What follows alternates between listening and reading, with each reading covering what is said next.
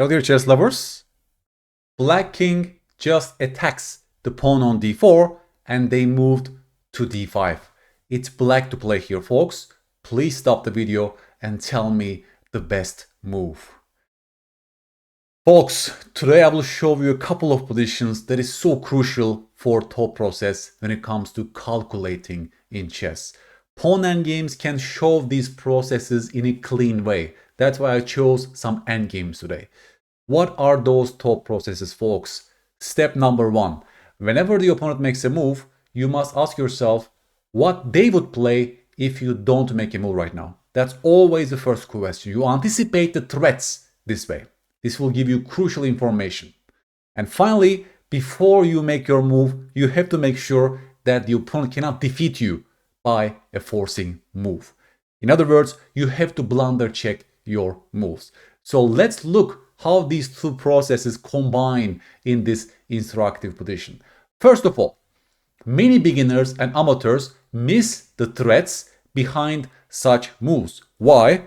Because the king was attacking the pawn, they just escaped from this attack.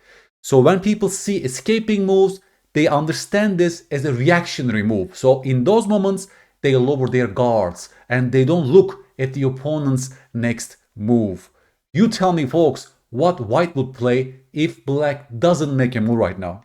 And yes, you're a great player if you already seen the threat of b6 after cb, d6, and the d pawn is queening. Can you see it, folks? Already from this position, after d5, in fact, black is facing a huge threat of b6 followed by pawn promotion. So, given the real threat of b6, what should black play, folks? You're a great player if you found the move b6. b6 is the only move that wins for black and is totally to do with the opponent's ideas and stopping them. Alright, so the next move would be king c4 and the king will collect all these pawns.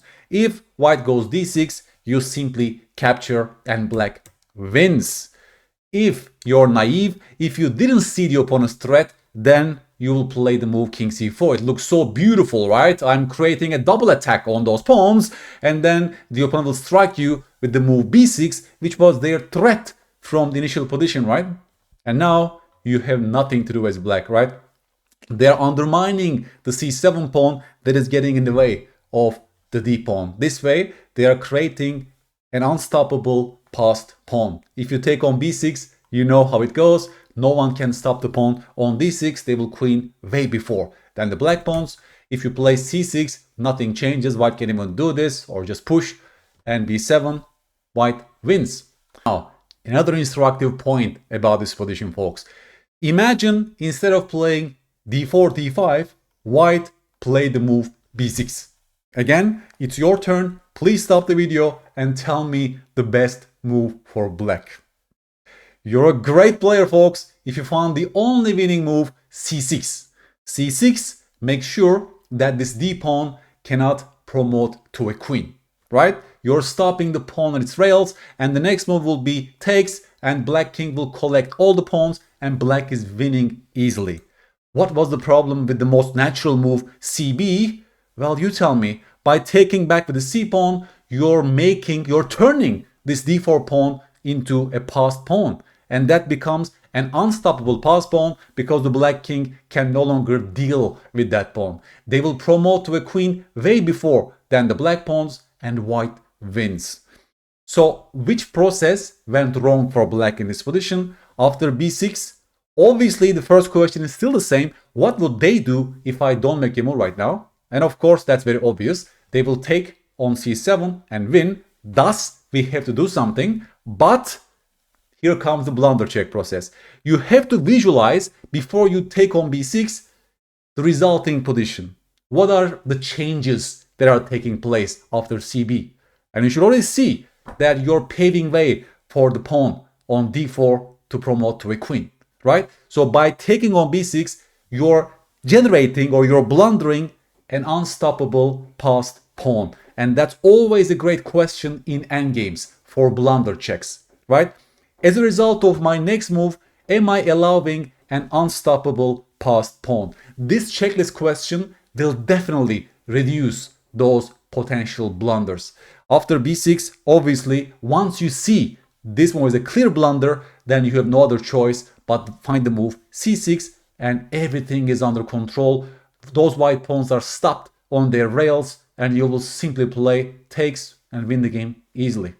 Just to recap, in a single pawn endgame position, we fixed two very important top processes, right? Whenever your opponent makes a move, you have to anticipate their next move, which means b6 is a huge threat right now, and this will shape your candidates, right?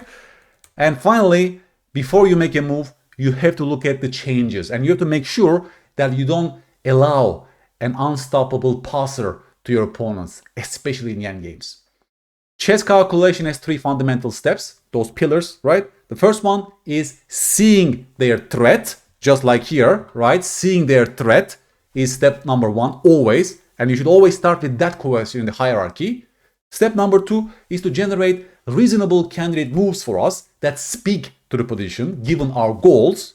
And the final step is the blunder check process, which means as a result of my move, I have to make sure the opponent doesn't defeat me by a forcing move. And yes, in this case, you can call this a forcing move because no one can stop this pawn anymore. Okay, let's have a look at this position, folks, to consolidate the lesson. It's equal number of pawns in this pawn endgame. Pawn endgames are extremely concrete and sharp. You need really good calculation skills. All these processes must be in place.